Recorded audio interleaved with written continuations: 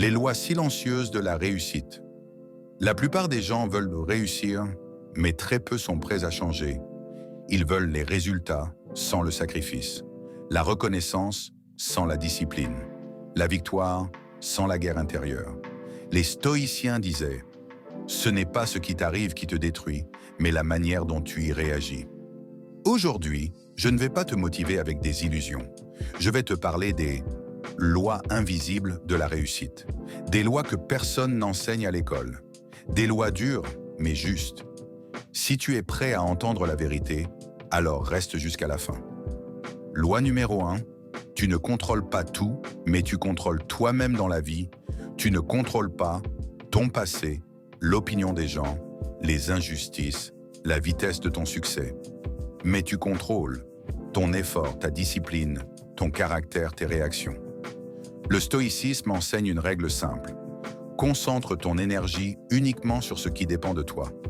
Perdre du temps à te plaindre, c'est abandonner ton pouvoir. Les hommes forts ne crient pas, ils avancent, en silence. Loi numéro 2, la discipline va te sauver là où la motivation échouera. La motivation est une émotion, et toutes les émotions meurent. Mais la discipline reste quand tu es fatigué, quand personne ne te regarde, quand tu doutes de toi. Chaque jour, demande-toi, est-ce que ce que je fais aujourd'hui respecte la personne que je veux devenir demain? Si la réponse est non, alors corrige, sans excuse. La discipline n'est pas une punition, c'est une preuve de respect envers ton futur. Loi numéro 3, la douleur est un prix, pas une malédiction. Personne ne réussit sans douleur. La différence entre les faibles et les forts, ce n'est pas la souffrance, c'est la signification qu'il lui donne. Le faible dit « Pourquoi moi ?» Le stoïcien dit « Qu'est-ce que cette épreuve est en train de forger en moi ?» Chaque difficulté est un entraînement. Chaque échec est un professeur. Chaque chute est une leçon. La vie ne te brise pas, elle te teste. Loi numéro 4, le temps récompense ceux qui endurent.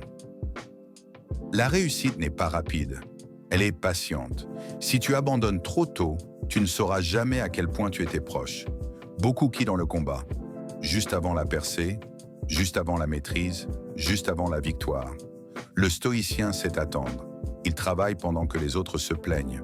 Il construit pendant que les autres comparent. Le temps n'est pas ton ennemi. L'impatience, oui.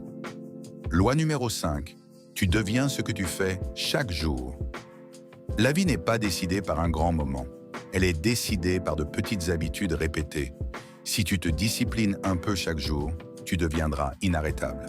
Si tu te relâches un peu chaque jour, tu te perdras lentement. Pose-toi cette question cruciale. Si je continue exactement comme aujourd'hui pendant 5 ans, où serais-je? La réponse fait peur, alors commence maintenant. Loi numéro 6, le silence est une force. Les stoïciens parlaient en peu, mais quand ils agissaient, le monde le ressentait. Arrête de tout expliquer, arrête de chercher la validation. Travaille en silence. Les résultats parlent mieux que les promesses. Moins de bruit, plus de profondeur, plus de constance. Loi numéro 7. Tu n'as pas besoin d'être extraordinaire, mais constant. La constance bat le talent. Toujours. Un effort moyen fait chaque jour, écrase un effort intense fait rarement. Ne cherche pas la perfection. Cherche la fidélité à ta vision. Même lentement.